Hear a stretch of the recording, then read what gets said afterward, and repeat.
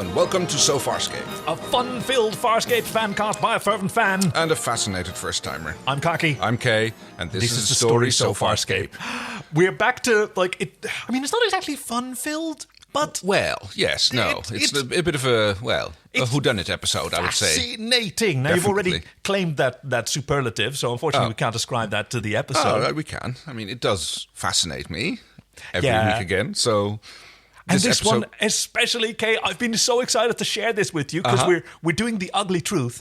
And as we were sitting there, as always, we have our notebooks with us and we take detailed notes. And I was just sitting there, I've already plotted out how I'm going to structure my notes. And I've got little subheadings and bullet points. And I just kept glancing over. And halfway through the episode, you had 3 lines. I'm like, what is going through his mind?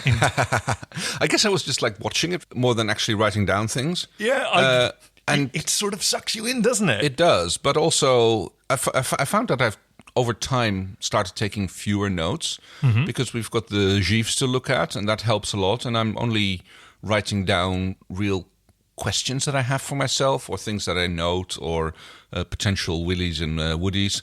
See, you wouldn't make a very good placavoid then, would you? A placavoid, yes. So, okay, we'll get to that later. Yes, welcome to Season 2, Episode 17. The Ugly Truth. Yes. In which... a game of Clue where everyone's got a point of view will have me and you asking what is true. When an attack on an alien vessel ends in a drippy interrogation. Thank you, Wookie, for that one. And we have, Greg, Rashomon in space. Can any story be believed, or is eyewitness testimony inadmissible in court? He had Rashomon as well. Yes. He sent that independently of my own clever synopsis, of which I'm very proud. Yes. Because last time we didn't have any listener synopses. When a negasonic teenage warship turns trigger happy, it's time for Space Rashomon to find out the truth. Yes. Also referencing Rashomon, a fantastic Japanese film, which I admit I have not seen. Nor I. But so it's called the Rashomon effect because in this Japanese film, the same event is shown as narrated by different viewpoint characters. Yes. And so it's slightly different every time, much like in this episode. Yes, it's a method that's been used before. I've definitely seen it in other movies or TV series. Rashomon is from 57. Right. And is the foundation for this fantastic trope. Because, how about we talk about sort of the framing device first, the sort of encapsulating story, and then get into the testimonies, because those are really interesting to examine. Oh, very much so. Sounds like a great idea. Music! Prepare to starburst! So it centers around an encounter with Crace and Talon. They're back! Yes, it opens with Crace standing on the bridge of Talon. Kal Tenagachi Voko. And Eren first entering the command. Yeah, he says the invitation was for all of you, because apparently, it is apparently not very hard to find Moya. Stark found her, but Crace finds her. I mean, right. What? Why is Moya so... Oh, yeah, but why is Moya so easy to find and Talon so hard? Yeah. I suppose. Maybe we don't know what Crace has been doing. He might have been laying low, whereas Moya, of course, is still visiting commerce planets and doing other things around the galaxy, marrying princesses. Well, not Moya, but... No, she just goes and meets God. A capricious deity. Yes. Oof. Hey, no Space crew Caligula. with Crace, unfortunately. No, that was a bit of a disappointment. I kind of figured that he would, gather some people around himself. Oh, dear. Oh, no. Well, still, it's cool to see him again. Eren is slightly mistrustful, and he invokes privacy mode, taking off the neural transponder on the back of his neck and handing it over as a show of good faith. Basically locking down Talon. My mind and Talon's are no longer joined. I am, therefore, defenseless. In order to parley, because it turns out that he would like to have Talon's main cannon replaced. Yeah. So he's concerned that Talon is prone to violence and that he's becoming struggling. Too aggressive. Yeah. And so he would like our hero's help to convince Talon to have his cannon replaced with more a dampening net, I think it's called. Something like that. So it's a non-lethal weapon. It's the only Plakovian weapon that isn't lethal. Yes, it's I think Star Wars would call it an ion cannon or something like that. Oh, yeah, very good. Because Because meanwhile, Chiara and Rigel are still on Moya, sitting on command, looking out of the viewport. Has he grown? And Pilot is so proud. Yes, he has grown. yeah. And she observes, wow, his cannon's certainly grown. got Yeah, a trust her to notice that he's got a... His cannon sure looks bigger. He has indeed grown. He's got a big cannon now. It's quite respectable for his age. Not a little boy anymore. But so the issue is, another spaceship arrives, seemingly out of nowhere. Talon opens fire. Our heroes pile back into the transport pod, but before they can get here, a second Placavian ship arrives. Yeah, Pilot identifies it as Placavian. They go, is that good or bad? And without hesitation, he says, Bad. bad. Very bad. And unfortunately, they're snatched up. The transport pod gets grabbed by Matrix-like tentacles which reach out from the underside. Yeah, None of this docking web BS. They grab the ship. Everybody on the transport module does the Enterprise shake. Yeah, they get shook about. The Australian Guild of Teamsters set about with all their sparklers, and everyone is stunned. Cue credits. So they are now being interrogated by the Placavians to get to the truth and find out who's responsible for the destruction of their ship. Was it Talon, Crace, John, Aaron? Like everyone except, I guess, Pilot, Moya, Rigel, and Chi are suspects. Yes, because the aliens are disturbed by the fact that their comrade ship got blown out of the sky. And they want the truth. Yes, and they want justice, I suppose, or at least their version of justice. But it turns out that there's really, no one terribly to blame, because even though Stark... I'm of the Bannock slave race. ...tried to use the weapons console, John had already shut it down. Well, we don't learn that until much I know. later in the episode. I'm saying, let's resolve how it actually happens. Yes. Because then we can, focus more on the motivations for these for these testimonies. Yes, John Stark was moving to fire at the ship because they are evil weapons dealers who arranged for the subjugation or destruction of many planets, including his own. Yeah. Their weapons have helped enslave many worlds, including my own. Their weapons have helped enslave many worlds, including mine. They're horrific weapons. He lists them every time with increasing levels of panic. Depending on who's telling the story. But yes, he was trying to reach for the console to fire, but John struggled with him for it, managed to shut the console down. Not knowing that by shutting down the console, it returned to autonomous control of Talon. Which means that Talon was in fact the perpetrator and shot the... alien weapons merchant. Turns out because one of the things that the weapons merchant had on board was some sort of gas, which is one of the 6 forbidden cargoes. Novatrin gas, which dissolves you from the inside out. Yes. And He thought he was protecting Moya. And that's it.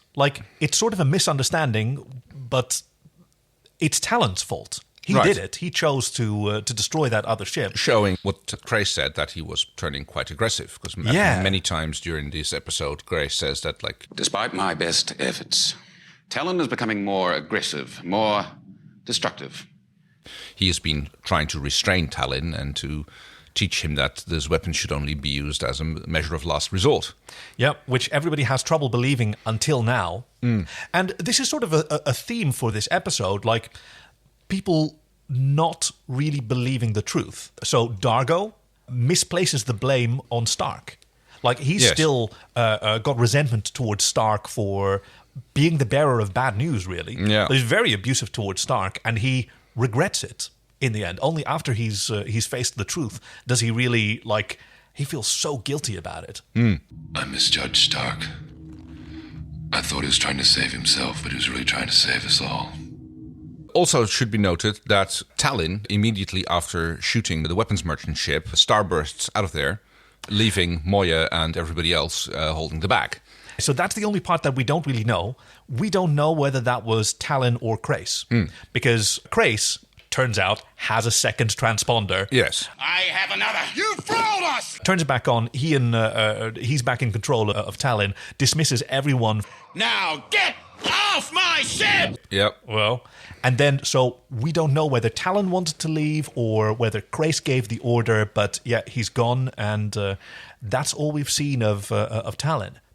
And now we are treated to a bizarre sort of a game show set with a water tank and a huge, great big fuck-off drop-off.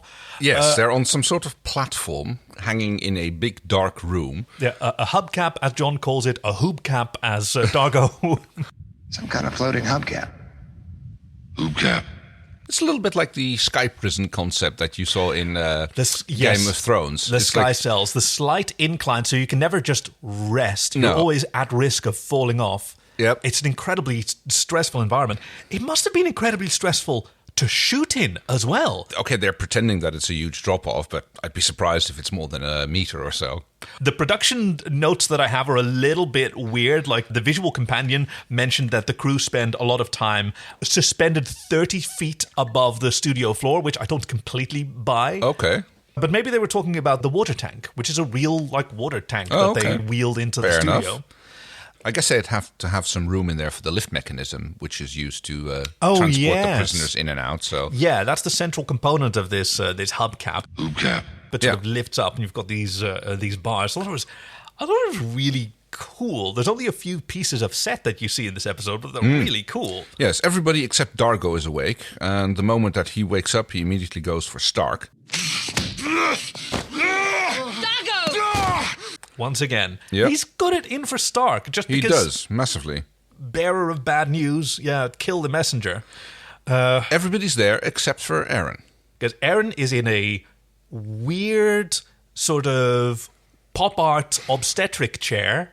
Yes, with her legs up in these sort of finger stirrups, where I guess you can pick like which of those stirrups you want to put your ankles in. And I loved how John later kind of just like sits and puts his feet on them, and he's like completely not doing the whole I'm sitting here vulnerable thing. No, he just crosses his ankles. I was a little bit worried for John for when it was going to be his turn, if there might have been like flashbacks to the Aurora chair. So I was kind of like sitting there waiting for what's going to happen when it's John's turn? Is he going to like freak out? Is he going to flashback to those things? But no, he was completely calm and a little bit sarcastic, as he tends to be lately. Lately, do I seem a little crazy to you? Yeah, I mean, that was his defense mechanism in the chair as well. True. And at least this one didn't hurt. No, this is just like show them things and record testimony. Okay, so we get, let me see, I've got extensive notes here. We get a few testimonies. We start with Aaron, then it's Zan, Stark, Dargo, and then John. And each of them has a slightly different tone. While the person in question has been isolated as being interrogated by these Placavians who were sort of creepy, hooded. We don't find out what they look like until much later. In the first half of the episode, we only see them like almost like they have like long forearms as well, which like run into all the way down into the water, which turn out to be walking sticks. Yep. And they wear these huge hoods, which kind of remind me of Lex. Which one in Lex? The Dark Council, whatever they're called. Oh, I don't know what you're talking about. Yeah, the attendants to his dark. Oh yes, those monks. Yes, I know what you're talking about now. Also. Very much reminded me of that. And occasionally you see these like drips coming off them that sizzle as they hit the water that they're wading through. Water a little bit milky, little droplets which spread out, which turns out to be pus or something dripping from their faces. It looks. Hey, what were you thinking? Was it the pus that was acidic, or was it the water that was acidic? That's an interesting question. I hadn't really considered that. Oh, okay. I'd say it's the pus because, I mean, why would you flood your floor with water unless you're trying to protect it from the occupants walking around and dripping on it all the time? So fair enough. Yeah, it's a really weird design. This was something that the director Tony Tilse wanted, and Dave Elsey, despite the fact that he loves a good makeup challenge, sort of pushed back like, wait. That makes no sense. If their flesh is melting, like what's that like? What happens to them? How long would this species live? But maybe that's just their aging process. Or maybe they're weapons merchants. They might have had like a little sniff of their own medicine. But yeah. So I have a note here. This geriatric slime Polizei, the Geschleipo. Are questioning our heroes who are in these sort of obstetric diary chairs. And then we get to see what this scene looked like from each of their perspectives. And it is so fascinating to see what they think of everybody else. Right. I noticed that everybody sees the others a little bit like they are themselves. When Zahn is telling the story, everybody is very calm and collected. Oh, wow. That's a fascinating When Dargo insight. is telling the story, everybody is kind of aggressive and belligerent. Yeah. When Stark is telling the story, everybody's kind of scared and in Aaron, everybody's angry. all business. Yes. Ha. Okay, but there's a deeper layer there because not everyone is trying to tell the truth, or in particular, everybody is trying not to tell the whole truth, Yes. but from a different perspective. Because Erin, her idea is it was an accident. It Yes. must have been a malfunction. That's just move on. And she's the only one who's really observing like the correct protocol when you're being questioned by the authorities, which is to give no more cooperation than you are legally required to do without consultation with a lawyer. You're lying. I am not lying, and I don't want to see anyone dispersed. Not even the guilty party. There is no guilty party. I'm telling you, it must have been an accident. Ridiculous! Yeah, she's constantly saying like, well, I don't know, or yeah, this is what happened, this is what I saw, and doesn't elaborate very much on questions. As you're supposed to. You're only supposed to answer the question that you're asked. Because we see the same scene that we saw before for a large part, but much more close-ups. When we saw it originally, it was much more wide shots, and now it's close-ups on individuals and cutting back to Erin where you can see her like studying the scene around her.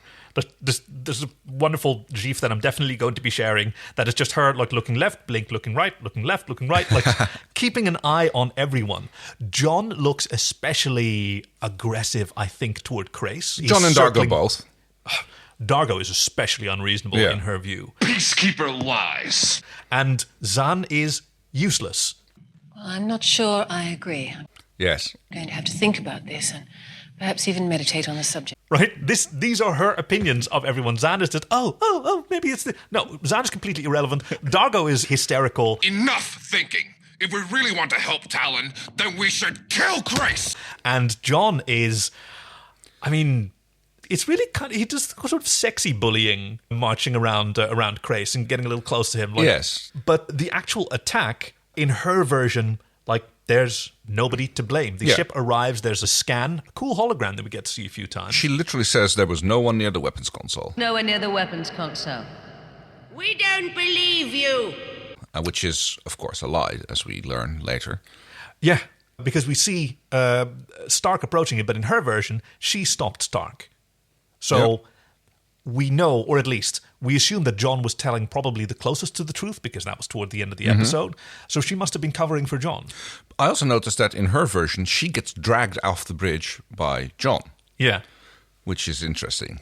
In all versions, she is trying to get control of Talon by saying, like, maybe we need another captain. Then let me communicate with him. I'll teach him to behave. Officer Sun, Talon trusts me. I sure don't. Crace always counters that with that Talon trusts him and nobody else. Peacekeeper lies. Before the next testimony, we have Chi and Rigel having a little argument. Yes, because Rigel is trying to raid the food cabinets again. Yes. And like Chi is going like, why aren't you in command? It's like, There's no food on the command. and besides, they're not even responding to our hails. I loved all the props that Rigel get. Like he had his little mustache brush. Mustache brush. Yeah. The last time it was so cool. Because Moya she's kind of abandoned our heroes. She's off searching for Talon. Yeah, which was something which puzzled me a little bit. I mean, Talon starbursted out of there. Yeah. So, I mean, we know that they have a certain minimum starburst range that they can do. And still they were, like, doing a search pattern without starbursting. So you'd think that they'd have to, like, take a significant amount of time to travel back and forth. Yeah, it's spacey wacy because the last time that there was a random jump, it took them, 18 months? We spent the last quarter of a cycle searching for you. To make their way back along all the inhabitable planets along their track. Yeah, exactly. And this time, and just how does space work? Who knows? It's just sort of. But hey, Pilot says it's a spiral search pattern of his own devising. Well, then it must be good. I mean, how do you make a 3-dimensional spiral? What? How do you make a 3-dimensional spiral? This is space. You're going to have to like search in 3 dimensions. Wait, just this weekend we have had a Negroni, which includes peeling an orange. Right. So, but that's then you a 3-dimensional spiral. But then you have to do that in multiple layers because you have to search in okay. spheres, not in Right, that's the exterior of the sphere, and you have to get to the interior. Ooh, interesting. I'm sure that there's a mathematical formula for that. Certainly, but it makes the amount of searching and flying around that you have to do increasingly large. We are following a spiral search pattern of my own devising, which maximizes the possibility That we'll completely lose our bearings and never find our way back to the others. Hey, Stark managed it. Who knows how long it took him, but... Yeah. Do not question us. Aaron is released back onto the hoop cap. The center, sort of, the core of the apple comes up. It's this like pole dancing cage or whatever it is. It's like go-go dancing cage which rises up out of the hubcap. Her go-go dancing is rubbish. It sort of marches out. She just stands there a bit glumly.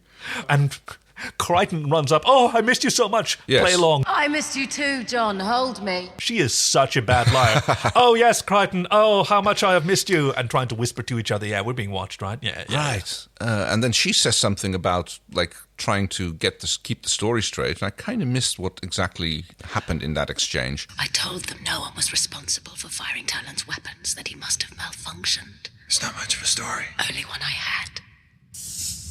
We gotta let the others know. John.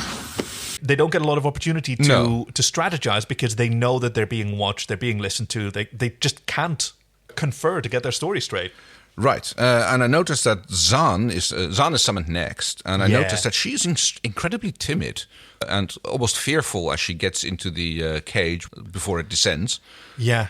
And I noticed she had the same effect when Stark was going down. She also had the little nervousness. I assume it's just like past prisoner trauma. I mean, she's been interrogated before, so she's not looking forward to that. Yeah, I thought that as well. She's been incarcerated by her own species, also again on Litigara, which was very traumatic for her.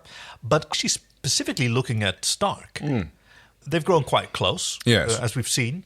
So, yeah, as she's descending, it's Stark that she's looking at. And, yeah, again, when Stark descends as well. But even then, when she's in the chair, she's still very timid and soft-spoken. That's one reason Grace called for us. Because she is lying. And she is the worst at lying. Because this story that she spins is one where everyone is very reasonable. Yes. And very... Even Dargo is completely, quiet and, listens to what John says, and they're all very much in agreement. And they're pro-Placavian, it's Placavians. Ah, yes. Oh, I've heard of them. Quite far advanced technologically. Strong believers in truth and justice. She explains to Stark. Which is completely different from what happened the first time round. Yeah, and when the ship arrives, she and Stark gather around the hologram. Ah, yes, it's a beautiful ship, isn't it? Yes, very aesthetically pleasing. It's imagine being this is the kind of thing that you have to be prepared for if you get arrested in North Korea. You have to make sure that you pepper in enough praise for the glorious leader, or is it the genius leader at this point? Because if you don't, then you just sound so suspicious, because a normal person would talk about Kim Jong-un all the time and how great his haircut is, that he hasn't lost weight, and we have enough food. Yeah, I had a great breakfast before I came here this morning. There was something I noticed about Zahn's testimony, or at least the filming thereof. Yeah. The person who's speaking is constantly out of frame. Okay. I was really fascinated by this. Maybe this was just a stylistic choice by the director, but maybe this is also something that Zahn does. She doesn't bother looking at the person who's speaking. She looks at the people who are listening. Ah, yeah. That which makes is sense. A really interesting way to go through life. It's something that I find myself doing when I'm watching these episodes. I find myself sort of ignoring who's speaking in favor of who's listening to them and seeing their performances that normally you'd miss. So what is her story for the canon? I think she says that it goes off all by itself as well. Weapons console malfunction. No, stay away. We have to disarm it. You might set it off. It's a malfunction. It's a malfunction, yes. In her version, there's a few bits of dialogue that, Grace says that he's been malfunctioning more often lately. Peacekeeper lies. And, yes, it must just have been a malfunction. So that's in line with Aaron's story. Notice, by the way, how much Dargo and John are touching each other in her version. Not only just they're buddy-buddy. shoving, and, this is apparently something she's noticed about them. Their relationship has been developing quite... well, I mean, they had a lot of antagonism between each other, but once they had their little head-to-head and decided to accept each other as comrades in arms, I suppose. Yeah, it's really grown since then. Or maybe this is just, spillover from her private fan fictions that she writes in her own little diary. That's possible. Yeah. I'm sure she is not the only one to do Dargo/Crichton. Who's the one who accuses of Dargo thinking with his miffonks? Yeah. I will not be a party to this. Why not, Dargo? What if he's lying? What if this is just a trick to get even worse weapons aboard Talon? Oh, yeah, that's a good point. Dargo makes a good point. Dargo is thinking with his mivonks again. But, yeah, in her version, there's absolutely no one there. She's the one who suggests that everyone has to leave. There's an adorable moment as everyone's leaving. John and Aaron are clutching each other as if they're staggering around. They're doing... When Crace reactivates his neural link, the guns come out again.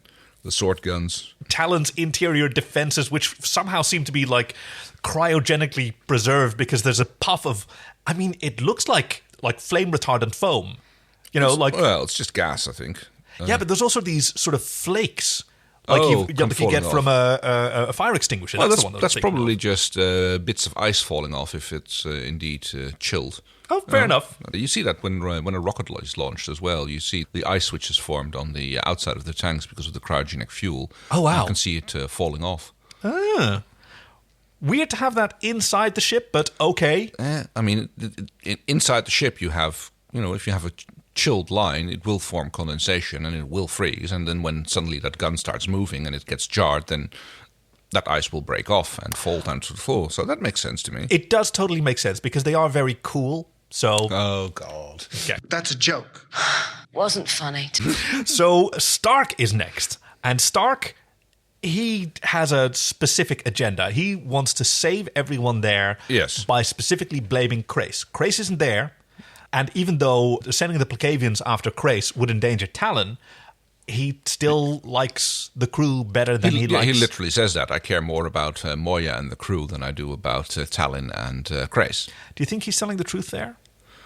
Ooh. Because does he care about the rest of the crew, or does he care about Zhaan? Because he owes the crew his freedom. Yeah. I guess specifically John. Maybe that he's the most fixated on, even though he didn't really seem to pay a lot of attention to John in the last 2 episodes that we've seen. No, but even if it is Zhaan, only Zhaan, he cares about the rest of the crew because Zhaan cares about the rest of the crew. That is true. In his version, it's very, very cut and dried. He's an ex-peacekeeper captain who abandoned his own people and abducted Talon. He's completely power-mad. The reformed Crace is just an act. Crichton wasn't buying it either. Crace is smug, even more smug than Normal, usual. Yeah. His lines are unambiguously aggressive, and when the Placavian ship arrives, he says the deal is off and opens fire. Crace, your ship is still active. Never mind. Our deal is cancelled. I cannot permit that. The contract stands. Back on Moya, Rigel and Chi are bored. Like, she's just flopped over one of the control tables, just bored. Yes, with Pilot and Moya, who are still searching for Talon. I also noticed that Pilot was getting very snippy at a certain point here. Yes, don't question me. Click. Turns off the clamshell. Well done, Chiana. You could have a fine career as a diplomat. Well, you, Rigel. Given your excellent way with words.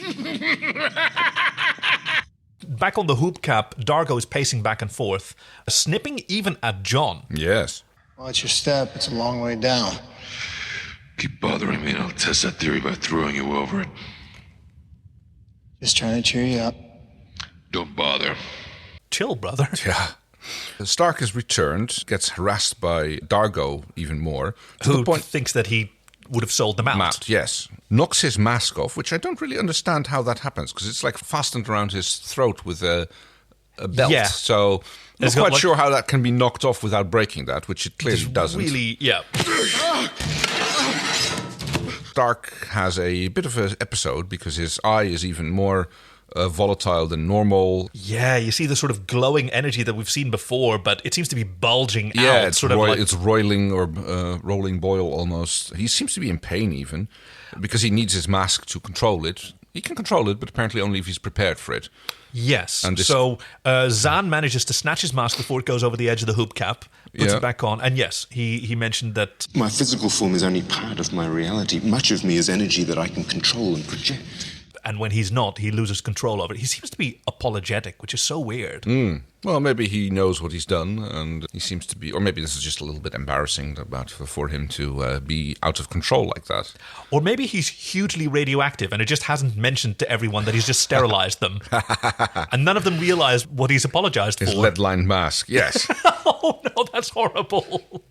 The man in the lead-lined mask. We could call that the episode title. Ooh! Non-aggravation gives her photogasms. Unless she's faking it, they can do that, you know. Hey, Zan, you faking it? No. Oh, no. The next up is Dargo, who very threateningly says, I'm going to tell them exactly what I saw. And his testimony was my favorite. Okay. Because the sort of body language of everyone on Talon's Bridge is fantastic. Like, he's standing there super confident, a hysterical sort of panicked Bannock behind him, yelling, no, we mustn't. He's like Igor. Placavians? You farbot? And who are the Placavians? Barbarians, murderers, builders of horrific weapons. Shadow grenades, Novatron gas, seismic disruptors. They're felling savages who deal in death. Savages? That was the word he used? And everybody else is also very much Dargo-ish. And that's what I meant what I said earlier. In everybody's testimony, everybody else acts a little bit more like the person who is given the testimony. Yeah. In this case, like, they're all backing him up. You've got Dargo with his arms crossed, Aaron and John standing behind him, John agreeing with everything that he says. You know what I think? I think you are right. I noticed that as well with Zahn. John just agrees with everybody else because they all have ideas that never occurred to me. Oh, wow, that I hadn't thought about that. He's such an idiot in Zahn's eyes. Good point. It's like, oh, yeah. Oh, that's a good point. Ooh. Just bumbling off behind each other. Whereas in Dargo's testimony, like, he's the captain and everybody else sort of Scooby-Doos behind him. Oh, tell them you've changed your mind. Don't deal with them. Stark is panicking. Stark is going like, oh, they destroyed worlds and they're going to destroy us and we have to fire. And he hits the weapons console and blows the ship out of the sky. We can't let Chris get near these monsters. We have to strike first. Stark!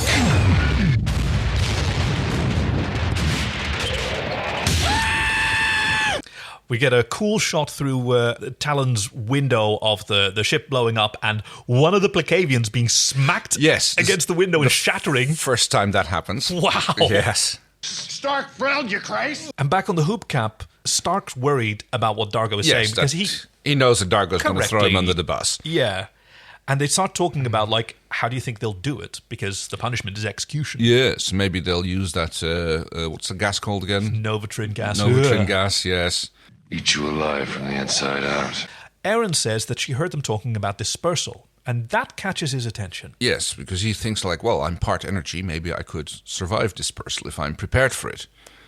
No, I don't believe it either. No. Like, there's a moment where he really inspires hope, but then he comes back down like, no. Well, I think he's convinced that he might be able to survive it, but not the thing that he talks about that he doesn't think is possible is then maybe somehow coming back to this reality. Yeah. I think that's the part that he doesn't believe at all. Oh, good point. The other part, I might have to put some Farscape fun bucks on that. Oh, no, do you want to do that? Let's pause. Hold on. Yeah, make a bet. If we're going to see Stark again or not. Yeah.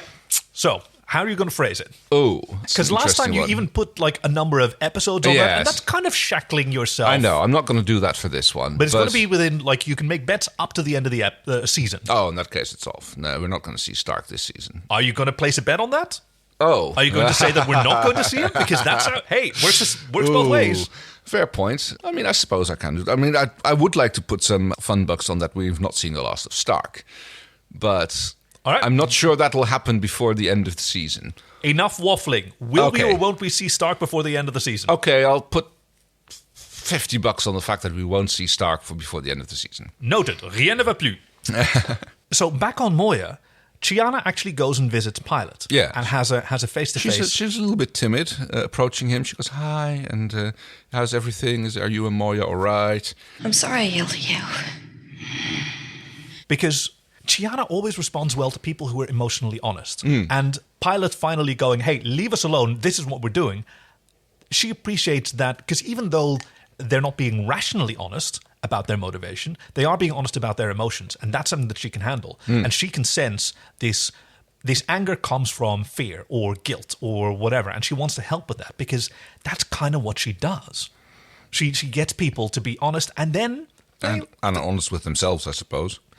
And so, like, she's the one who gets Moya, via Pilot, to admit that they feel guilty about what happened. They feel responsible because Talon is her son. Yes, and therefore she feels responsibility for what he has done. And Chiana says, but don't you also feel responsible for your crew? Like, what if they've been let go and they've escaped and there's no one there to pick them up? Yeah, and Moya agrees. Yeah.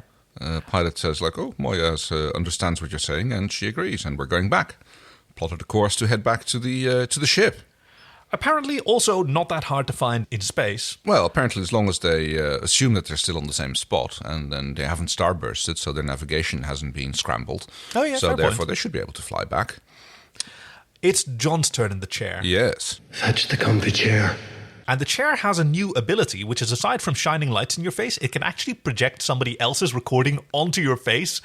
It's such a cool effect. Yes, I suppose that's just like meant to be showing you what the person in the chair is seeing. It's like, you know, when you're someone standing over films. Yeah, computer console, they see these green letters projected on their face. That doesn't work unless you're staring right into a projector.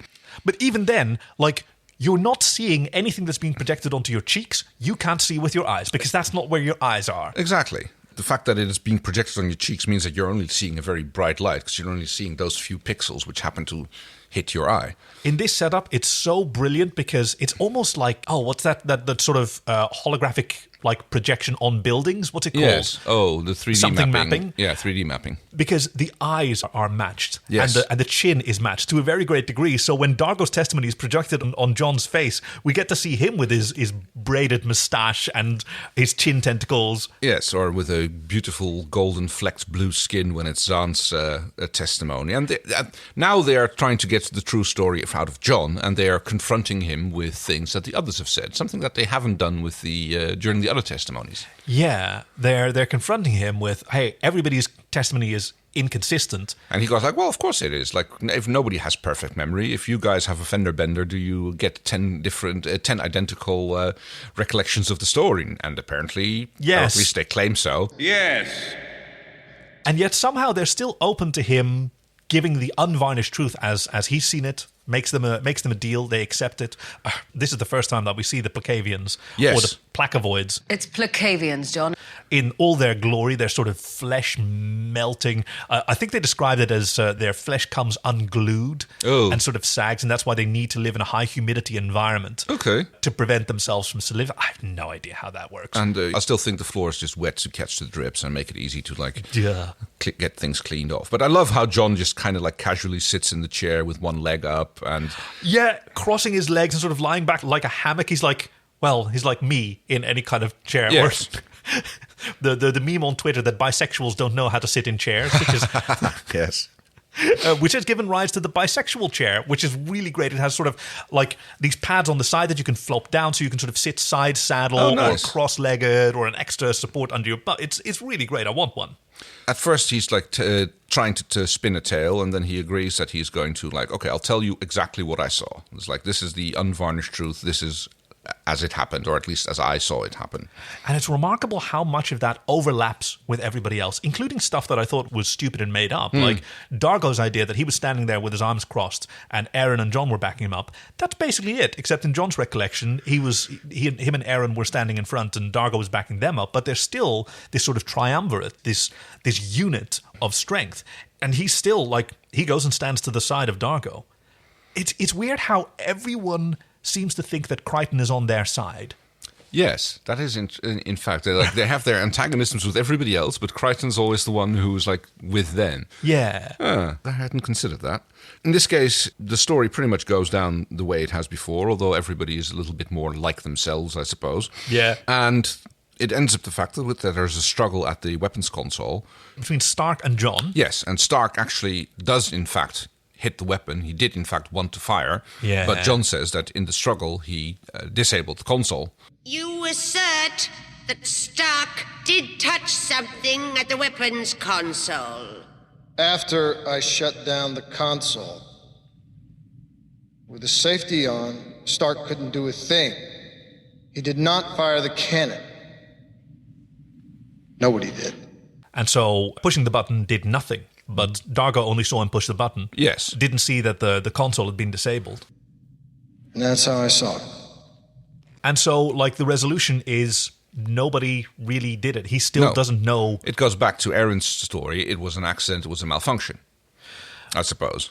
Which is not the conclusion of the Placavians, who, throughout this whole part, everyone in his testimony calls them Placavoids. Yes. For a moment there, I was like... The Placavoids? Are you Farbot? Who are the Placavoids? The Placavoids are an evil race. Did something change? What's that really confused me. Because, like, wait, that's not what they were called. Like, why do they suddenly have a different name? Because he's telling the story, right, and he can't remember alien names. Tavlex, Tabloids, like he thinks. Placavoids, yes. That must really frail with your Babel bugs, with your little translator microbes. Oh, yeah. Tavlex. Whatever. On the hubcap, we have Aaron, Zahn and Stark sitting together and Dargo moping on the other side, ignoring them. And they're talking again about the possibility of surviving dispersal, because Zahn points out that creatures like Maldis can be dispersed and reform. Yes. Exactly. That's what she did to Maldis. She only dispersed his energy, but he still managed to reform and eventually made his way almost into our realm. Mm.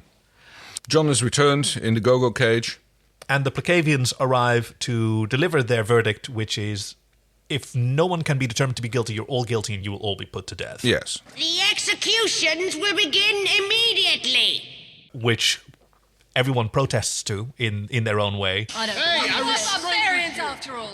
But it's Stark who jumps up and suddenly claims responsibility. Yes, I did it. It was me. You freely confess your crime? Yes, I do. Unequivocally, he jumps on the hand grenade for everyone here.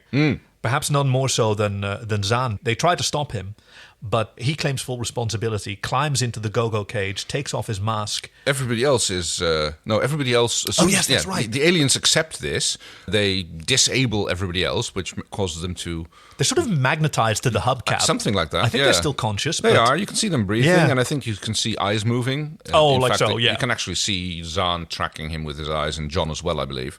He takes his mask off, and his eye is almost entirely black now. As he's standing in this cage, which is clearly a composite, like... You see, there's a shadow over his face, and later on there's shadows over from the bars over all of his faces that are just like composited in because, hey, it's the 90s, and doing like a CGI face replacement is difficult enough without like stuff in front of it. Like that was hugely expensive and not something that they could afford then. He puts his mask in Zahn's hand. I thank you all for the great risks you took to save a mere Bannock slave. Your acceptance, your friendship has meant a lot to me.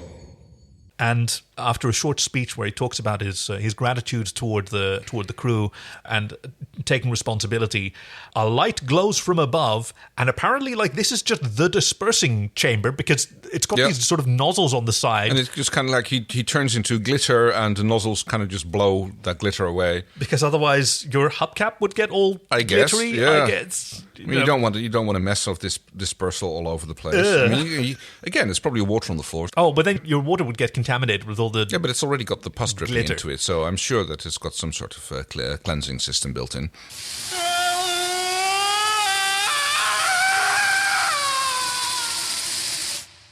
And our heroes are left to fly off and ponder what happened. This is where we get the resolution that they've pieced together. Now that they're actually able to talk to each other, they pieced together what actually happened and realized, it was Talon. Crais was telling the truth. Peacekeeper lies. Stark sacrificed himself, something that Dargo is immensely guilty over, and no one is happy. No, it's miserable for everyone. And we get a surprising number of sort of button scenes. You know, you always have the sort of come down at the end, but we have one that's in the transport pod. We have Dargo and Chiana, Aaron and John, and even Zan at the very end. They all get their own little button to resolve what they went through. Because even though it's a very contained episode, it's not quite a bottle show, but they've only got the two major sets and two off-screen characters who barely interact with our crew. By the way, what does that feel like? When you're cast, okay, what does the casting call say? It probably says something like, alien investigator. Ooh, I can do that. I've done some procedurals before. All right, cool. Now, okay, what kind of costume do I get? Because by this time you've seen Litigara, and you've seen the woman with the sort of gigantic licorice all sorts hat. Yes. You go, okay, well, hopefully the hat's smaller. And then you see this hood, okay, which apparently was made out of packing material that the costume department gets for rubber pieces. Fair enough. I thought, well, that's and then, cool. so now you have 5 hours of makeup before you're we're going to make you real drippy. We're going to make you super gross, and no one's ever going to want... Oh, and the episode is called The Ugly Truth, and that's going to be you. Have fun. Have fun with your, only credit. Damn, yes. Speaking of credits, this is the third and final episode to be written by Gabrielle Stanton and Harry Werks, or Werks. The other ones were Home on the Remains and My Three Crichtons. Okay, those are pretty old episodes at this point. Both of them were in this season still. Home on the Remains? Yeah, that was with the Budong. With Chiana going back to her old life. For some reason I thought that was Little House in the Perseus Arm, but that's... That's been a while. That was IET. Yes. I'm talking to an alien? You're an alien, and I'm talking to you? In my kitchen? But yeah, these are pretty high concept episodes that really delve into character relationships and backstories. Apparently there was a lot more backstory in this episode about what Crace and Talon have been doing that would be as the director received various drafts, this one would have a lot more backstory, and that would be removed to focus more on the relationships. But he'd still have that in the back of his mind. So even though we, as viewers, don't really know what what Talon and Crace have been up to, apparently, the crew might have. You know that, yes. So, yes, Dargo's moping about his son, and Chiana is coming to give him a little comfort about that. It's a complicated scene, because Dargo is also feeling guilty about how he's treated Stark. Yes. And especially, confronting himself. What have I become in my years of loneliness and captivity and searching for my son? Have I become so jaded that I don't recognize help when it's given? I've become so distrustful of people, even when they're trying to help me. What does that say about what I've become? What does that say about me? Yes. It's hugely confronting. And especially that it took something as dramatic as somebody sacrificing his life for that, yeah. It's also the first time that she sees Jothi. It's got that... oh, yeah, I guess. You'll find him. I know I will. But only because Stark came back to tell me where he was. John and Aaron are having a little heart-to-heart as well. Talking about the possibility of surviving for Stark. Yes. But also, he's asking her... Why didn't you try to finger Crace? And she says, well, that would have endangered Talon. Talon, yeah. And he hesitates, but he asks... So you were protecting Talon? Of course.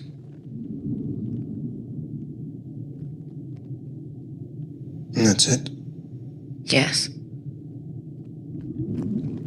He's a little bit... He's sort of probing for a little bit of jealousy because, the last time that he saw Crace, he and Aaron had a bit of a conspiracy going on while he was recuperating on that asteroid. He still has no knowledge of our arrangement? None. It might facilitate matters if you explain to him... No. Eventually, you'll have to. Only when it's too late for him to interfere.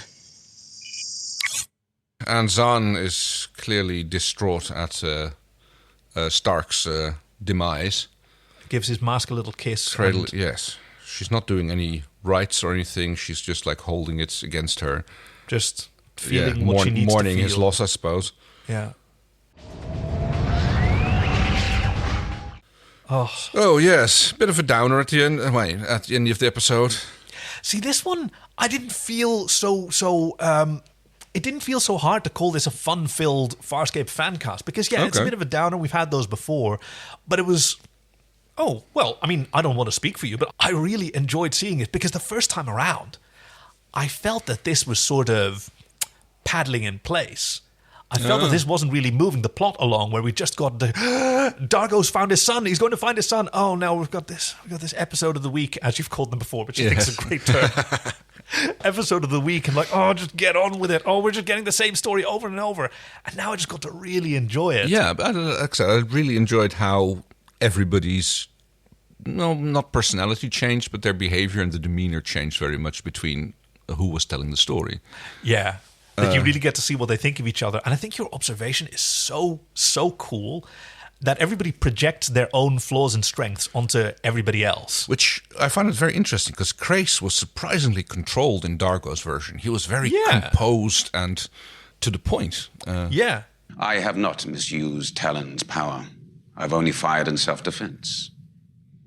Which is kind of weird, because he was super aggressive toward Crais when they met, which we also remarked doesn't really feel earned by their backstory. Like, we don't know that they've ever met before. Yeah. As you can see, I am unarmed.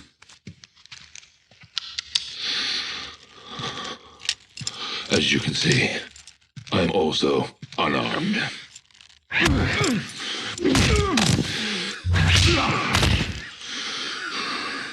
You always said you wanted to kill me. We don't necessarily know that Dargo even knows what Crais looks like, but then we find out, he did. And then now, he's so focused on throwing Stark under the bus. The hubcap of the bus goes up and down. Yes, a few other things I noticed. Rigel seems to be getting some upgrades in his performance, because we see a lot more shots of him floating around in his throne sled, and where he's kind of just like bobbing about, and it doesn't look like he's badly composited in there. Very good. I also think that he's recently gotten an upgrade to his, to his facial complexion. Mm-hmm. I think I noticed that in Beware of Dog. Like, he has more sort of dark, blushy green tones. He has more of a, I guess, salamander skin. It's sort of read to me. He looks fantastic. Yeah. Hey, it must be all the brushing he's been doing with that giant brush that he's got. Yeah, and so did Chiana. I think she might have had a little makeup upgrade as well. She looks a little bit more bluish, not quite so completely grey. Completely grey. She seemed a little bit more lively in that regard with her makeup. I got that impression in certain shots. Might have just been the lighting, but certainly it's complicated makeup. Like, it's not just different shades of grey that go over her. It's different shades of blue and pink that are layered on top of each other. Because your own face, certainly like a red-blooded young woman like Gigi Edgley, like, you have blushes in certain spots that require more coverage, but you also don't want it to feel caked on. It's a fantastic. Like, I wonder if they kept sort of a script of how to apply the makeup. I'm just saying that right now. I really want to see that. It's probably incomprehensible code of like... Oh, yes. Do a Yves Roche number 7 on the... Yeah, exactly. On this grid coordinate of the lower left eyelid. Or maybe there's sort of process photos. Maybe that's how they did it. That makes sense, yeah. This is layer 1, layer 2, layer 3. This is how you do the ears. This is the sort of boob window, because or the clavicle, which is for both of them quite an important area. I believe it took them 4 hours, we were once told. Yeah, 4 hours in the makeup chair to do that. And it's not just like, just roll it on with a paint roller. It's... God, I'm sure they wish there was that sort of technology. So, Willies and Woodies. Oh, okay. She gives me a Woody.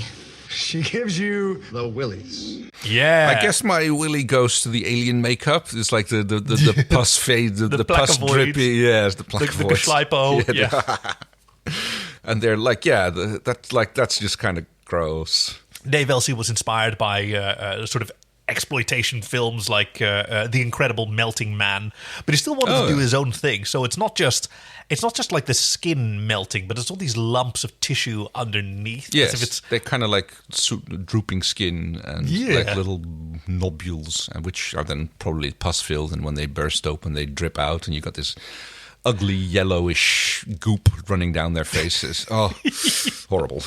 Well, yeah, I mean, it's someone's Woody, right, who really appreciates sort of the makeup effects that go into this. Or, maybe that's just a look that they really like. Yeah. Woody, I think that goes to the way everybody's acting different in everybody's tale of the story, and not just the sequence of events, but also how the personalities. I really enjoyed that. Okay, so I guess the Woody goes to the writing or the directing. Like, who would you credit with that? Because, I mean, the script, each scene was clearly marked with who was narrating it, right?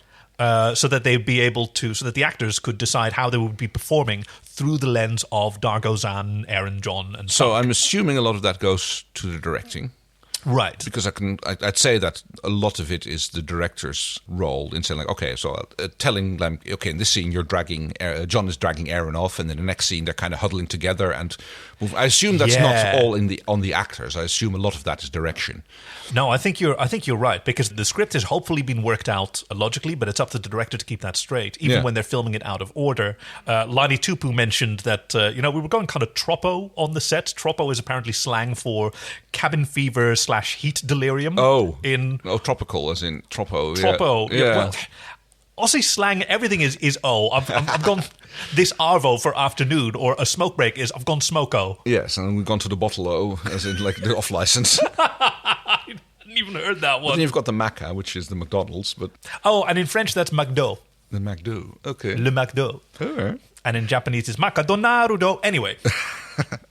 Enough advertisements for big corporations who aren't sponsoring us.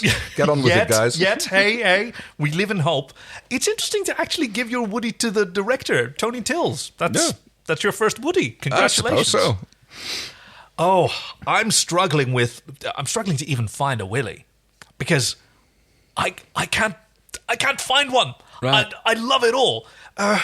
But I have to give a Willy somewhere, so I'm going to have to do something unconventional as well, and I'm not going to award any Willys to this. There's just nothing that sort of upset me, and I guess I'm going to stick with the unconventional approach and give my Woody to a bit of behind-the-scenes information, because I can't choose. No. Obviously, like, my favourite shot is where Dargo is standing there with his arm crossed and John comes up behind him and sort of backs him up, and they look like the Sharks or the Jets getting ready for a dance fight. But everything came together, and I totally fell in love with this episode when I read Claudia Black, who talked about this episode. Yeah, it was a bit weird to film because most of the cast and crew had just been to see Galaxy Quest the weekend before. Oh, dear. And that was in their minds, like, whoa, that's what sci-fi can be? Like, whoa. That would be amazing. That would... So, yeah, that's a lot of Star Trek thing going... I mean, their Galaxy Quest is pretty much only riffing on Star Trek. Yeah. It's like there's a few little hints and nudges at other things, but it's basically Star Trek they're riffing on. Oh, you know what? Ooh, I found one. I found a Willy. All right. And that is Stark's demise. Not so much Stark's demise, but he's been absent for so long, and his reintroduction was so casual and sort of, poorly handled. I've got to say, I didn't feel his loss. Even this second time around, loving this character. And I was sitting there halfway through the episode thinking, like, I wonder if we've got a new semi-permanent crew member. Right. And we thought that before. We thought that when he, came aboard in Nerve, and then just vanished off screen. Got put on a bus. So I couldn't feel it enough as much as I wanted to because of those. And it's the consequence of those earlier cuts, right? Not of the script, but like failing to include his return scene, making enough of a thing of that. So I think that's where my Willy goes. It's weird because it's outside of this episode. Yeah. And that's the story so Farscape. We'll be back next week with episode 218, A Clockwork Nebari. In this episode finds our droogs penchant for a spot of the old ultraviolence tempered when they are forced to an aversion therapy treatment where they are forced to watch reruns of Andromeda. Okay. Thank you for that, Chris. Yeah. And good job trying to keep it completely spoiler-free, even though the episode is called A Clockwork Nebari, but... If you want to submit your own synopsis and maybe have it read on the air, please do so. Go to sofarscape.com/submit. There's a handy-dandy form. And if you want to chip in and help us keep the lights on and maybe fund our kitty for absurd additional books or whatever we can find, join our Patreon on sofarscape.com/support. There's GIF packs and fan fictions for you to enjoy. And we're at So Farscape on Facebook and Twitter. I'm Kaki. I'm Kay. So Farscape, so good.